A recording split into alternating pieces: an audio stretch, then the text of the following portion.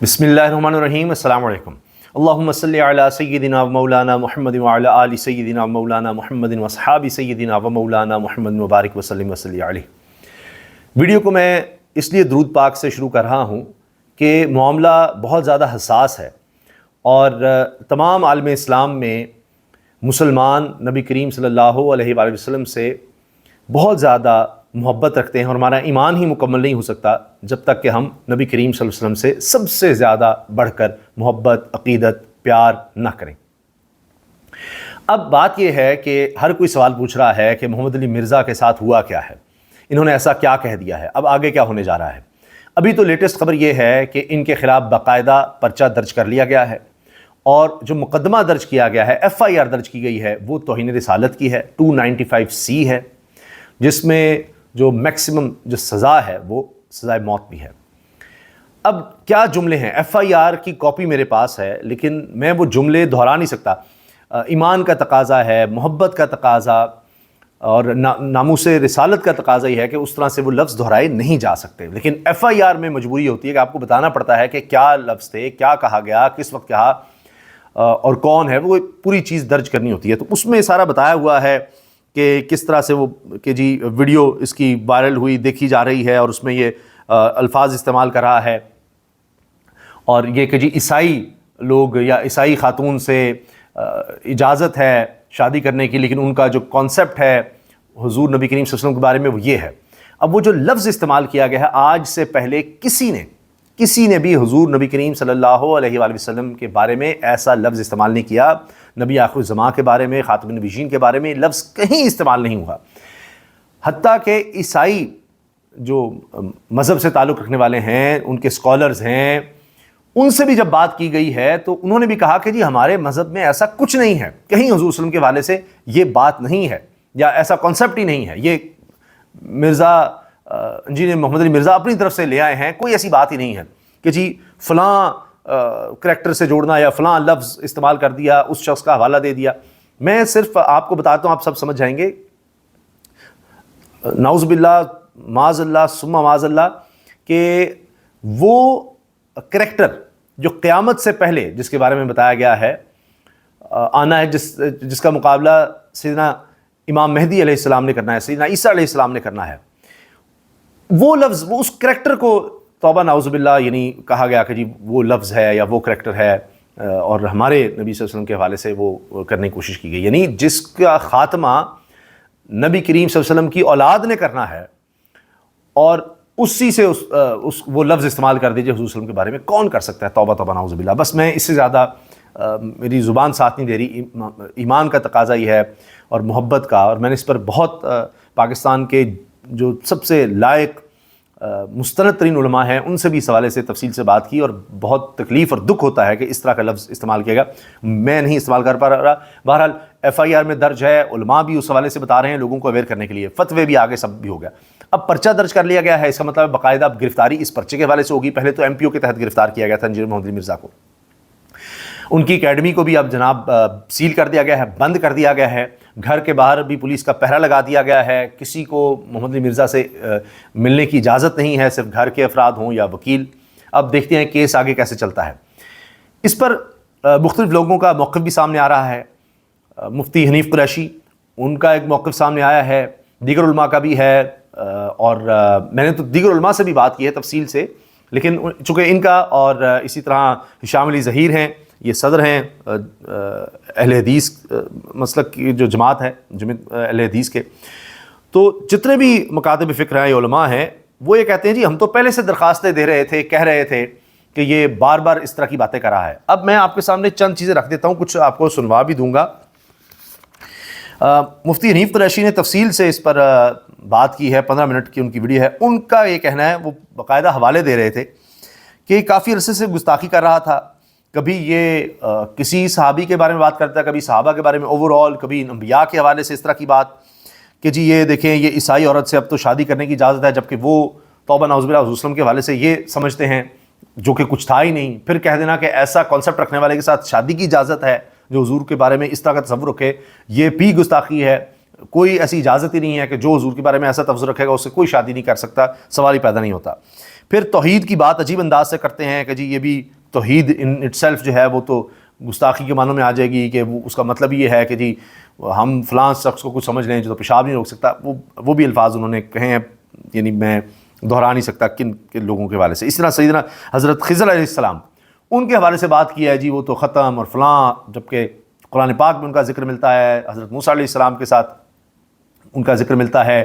علماء میں یہ ضرور ہے کہ وہ نبی ہیں یا ولی ہیں، اور یہ تو ہے کہ بہت بڑی ہستی ہیں، اس میں کوئی شک نہیں. ان کے بارے میں بھی یعنی ادب سے نیچے کی بات ہم نہیں کر سکتے، والدین کے حوالے سے نہیں کر سکتے. ماں باپ کے لیے بھی ادب کا تقاضا ہے، تو پھر خود کو ایک شخص اسکالر کہے اور وہ کہیں بھی ادب کا لحاظ نہ کرے بزرگان دین کے لیے، انبیاء، صحابہ، صلحاء، کسی کو نہیں چھوڑ دے وہ. پھر جنت کا ایک طرح سے مذاق اڑایا کہ جی مجھے جنت میں ایسے نہیں جانا. پھر لونڈے لپاڑے کا لفظ، یعنی بزرگ ہستیوں کے حوالے سے یہ لفظ استعمال کیا گیا. امام ابو حنیفہ کے حوالے سے بھی اس طرح، سیدنا علی اجمیری رحمۃ اللہ علیہ بہت بڑے ولی ان کے بارے میں، معین الدین چشتی اجمیری کے بارے میں، یہ اگر آپ جا کر دیکھنا چاہیں آپ دیکھ سکتے ہیں. پورا حوالہ مفتی نعمت اللہ نے دیا ہے. تو مجھے تو دہراتے ہوئے بھی بڑی تکلیف ہو رہی ہے کہ کیا کیا باتیں کی گئی ہیں. پھر شیخ الحدیث اگر کسی کو کہا گیا تو کہتے ہیں جی یہ ایسے شیخ الحدیث تو کتے ٹائپ پھرتے ہیں، یوں کہہ دیا کسی کو. تو اب اس پر یہ تو حنیف قریشی صاحب کو میں نے کو بتا دیا. اسی طرح حافظ شام الہی ظہیر کو بھی کچھ سوال بھیجے گئے، تو میں نے ان سے بھی اس حوالے سے کہا کہ جی آپ کا کیا موقف ہے، کیونکہ دیگر علماء کا آ رہا ہے اور میں نے خود ذاتی طور پر بہت ہی مستند اور بہت لائق اور پرہیزگار جو لوگ ہیں ان سے اس حوالے سے بات کی، اور میں نے اوور آل جو آپ کے سامنے پیش کیا کہ لفظ نہیں بولا جا سکتا، سوال ہی پیدا نہیں ہوتا. اور یہ کافی عرصے سے یہ چیز چل رہی تھی، لوگوں میں تشویش تھی کہ اس سے انتشار ہوگا، اس کو روکا جائے، اور دیکھیے وہ ہو گیا، کیونکہ اتنی گفتگو میں بے احتیاطی تھی، بے ادبی تھی، اور کرتے کرتے معاملہ پھر یہاں تک پہنچ گیا. تو اب آپ یہ دیکھیں کہ اسی حوالے سے یہ شام علی ظہیر صاحب نے جو میں نے ان سے بات کی تھی اس پر کچھ جوابات ان کے ہیں، وہ میں آپ کے سامنے رکھ رہا ہوں. اسامہ بھائی بنیادی طور پہ آپ کو پتا ہے علماء ایک عرصے سے اس کی زبان درازیوں کو عوام کے اداروں کے سامنے رکھ رہی ہے. یہ تو اداروں کا کام تھا کہ جس وقت اس شخص کی زبان سے اتنے خطرناک جملے نکلے تھے پہلے ہی کہ یہودی کہتے ہیں رسول اللہ صلی اللہ علیہ وسلم کال کے چھوکرے، یہ آج تک اس بات کو ثابت نہیں کر سکا کسی یہودی نے کس کتاب میں کہا. یہ اس نے من گڑت جملے، پھر ان سے یہ توبہ رجوع بھی نہیں کرتا اور اس کی صفائیاں دیتا ہے کہ چھوکرا کون سا کوئی برا ورڈ ہے. اور جب کسی عالم دین نے اس کو چھوکرا کہا تو کہا دیکھو مجھے گالیاں نکالتے ہیں، یعنی یہ چھوکرے کو گالی سمجھتا ہے. اور کبھی کہتا ہے یہ گالی کے معنوں میں استعمال نہیں ہوتا. اللہ کا خوف بھی تو ہونا چاہیے. پھر یہ کس کس قسم کی زبان استعمال کرتا ہے. تابعین رج کے جھوٹے تھے، نیک بھی رج کے تھے، جھوٹے بھی رج کے تھے. قرآن پاک کو بغیر ترجمہ پڑھنا ایسے جیسے فرینچ میں گالیاں نکالنا. اور حالیہ جو اس کا کلپ ہے، میں آپ کو گارنٹی سے کہتا ہوں یہ کوئی ایڈٹ شدہ نہیں ہے. یہ جو لوگ بعد آپ نے یہ سوالات کیے ہیں کہ یہ پہلے سنا تو جائے سیاق و سباق، اس سے سیاق و سباق پوچھا گیا ہے. اس نے وضاحتی جو کلپ دیا اس کے اندر بھی اپنی ضد پہ قائم رہا ہے. تو مزید کیا پوچھا جائے؟ اس کی زبان کو کنٹرول کرے، کوئی حکومت کنٹرول کر لے، کچھ نہ کچھ تو کیا جائے.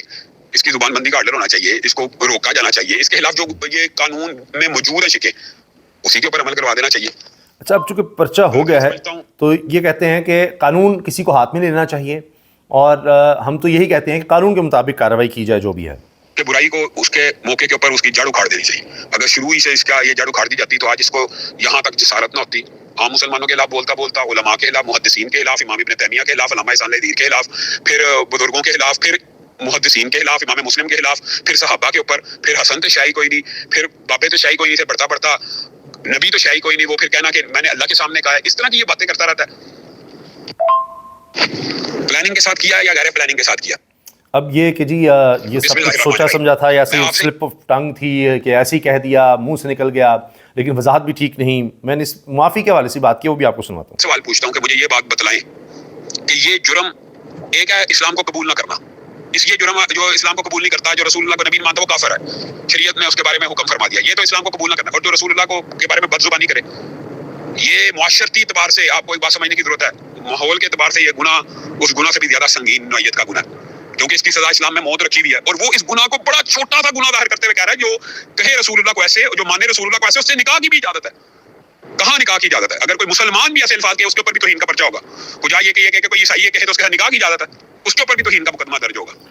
اب یہ جو ہے جو باتیں یہ کر رہے ہیں، یہ آپ کسی بھی مستند عالم سے بات کریں گے، تمام مسالک کے حوالے سے میں عرض کر رہا ہوں، تو وہ اسی طرح کی باتیں کر رہے ہیں اور یہی بات کہہ رہے ہیں. جی اسامہ بھائی، بات یہ ہے کہ یہ جو جرائم ہوتے ہیں اس کی معافی علماء سے تھوڑی مانگنی ہے. اس کی معافی تو اللہ سے مانگے اور صدق کے دل سے توبہ کرے اور اللہ سے مانگے اور رجوع کرے. اصل میں مرزا صاحب کو ایک پرابلم یہ ہے کہ وہ رجوع کرنے کے لیے ویڈیو بناتے ہیں، لیکن اس میں بھی اپنے صاحب کا موقف کی تائید ہی کر رہے ہوتے ہیں. پہلے جھوٹ بولا کہ میں نے یہ کہا ہی نہیں کہ وہ دجال کہے، پھر کہنے لگے کہ میں نے کہا کہ دجال مانتے ہیں، جبکہ ان کی ویڈیوز کے اندر دجال کہتے کے الفاظ بھی موجود ہیں.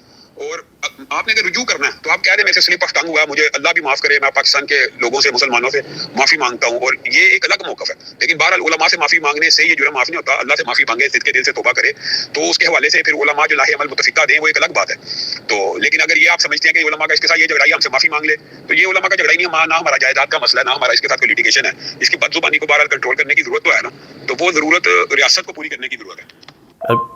یہ بات ہو رہی ہے. طور پہ آپ کو پتا علماء ایک عرصے سے اس کی اچھا، اب یہ معافی کی جو بات ہے نا، برائی کو اس کے موقع کے اوپر کہ وہ کہہ رہے ہیں جی اللہ سے معافی، تو یہ علماء کا وہ نہیں ہے. دیکھیں گے اس پر اب سارا متفق ہو کر کوئی بات کہیں تو توہین کے پرچے پہلے سے بھی موجود ہیں، یہ بھی بتاؤں، شاید لوگوں کو اس بارے میں آگاہی نہیں ہے.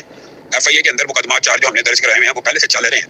وہ توہین کے پرچے ہیں، وہ توہین صحابہ کے پرچے ہیں. البتہ توہین رسالت کا جو پرچہ قادری صاحب محنت کرتے رہے، جو اس وقت وہ درج نہ ہو سکا، اگرچہ انہوں نے احتجاج بھی کیا، تو لیکن انشاءاللہ قانون اپنا راستہ بنائے گا. جو اس نے ہردہ شرائی کیا، جو اس کا جرم بنتا ہے، ہم تو یہی کہتے ہیں اگر قانون حرکت میں آئے گا تو لوگوں کو قانون ہاتھ میں لینے کی ضرورت نہیں. بلکہ میں آپ کو ایک بات بتلاؤں کہ قانون اگر حرکت میں آئے تو کبھی بھی کوئی شخص قانون ہاتھ میں نہ لے، اور قانون ہاتھ میں لینا بہرحال کسی طور پہ بھی درست نہیں ہے.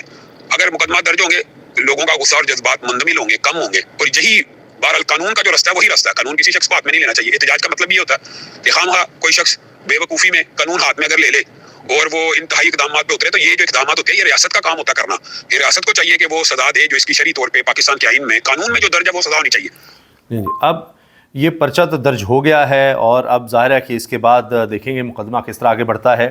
تو جو بھی ہے وہ قانون کے مطابق چیزیں ہونی چاہیے. ان کے پاس وکیل کا حق موجود ہوگا، مقدمہ چلے گا، اس میں دیکھتے ہیں بحث میں کیا ہوتا ہے، اور پھر اس کے بعد اب یہ مرزا کا کیا اس حوالے سے موقف سامنے آتا ہے، عدالت میں کیا کیا ثبوت پیش کیے جاتے ہیں، اور اس میں پھر علماء آگے کیا موقف رکھتے ہیں، اس بارے میں انشاءاللہ آپ کو اپڈیٹ رکھیں گے. اجازت دیجیے، اللہ حافظ.